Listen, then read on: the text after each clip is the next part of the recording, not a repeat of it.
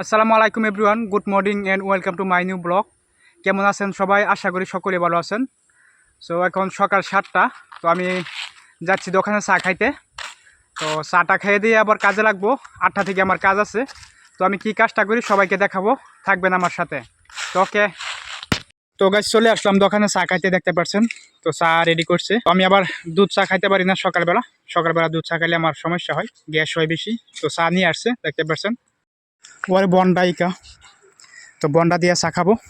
তো সকালবেলার ব্রেকফাস্ট এটাই গাইস। তো গাইস ফাইনালি চলে আসলাম কাজে, দেখতে পাচ্ছেন। কাজে লেগে গিয়েছি। সো আমি মেশিন চালাচ্ছি, দেখতে পাচ্ছেন। তো এই কাজটা আমার সকাল 8টা থেকে নিয়ে 5টা পদ্ধতিতে কাজ করতে লাগে। আর আমি আগে যেই কোম্পানিতে ছিলাম সেই কোম্পানিতে আরও আগে কাজটা ছুটি হয়ে গেছিলো। তো এখন বর্তমান যেই কোম্পানিতে আসলাম সেই কোম্পানিতে কাজটা একটু দেরিতে ছুটি হয়। সো আমার এই কাজের দরমহা হচ্ছে সপ্তাহে 8,000 টাকা পাওয়া যায়। তো আমি 7 বছর ধরে করছি এই কাজটা।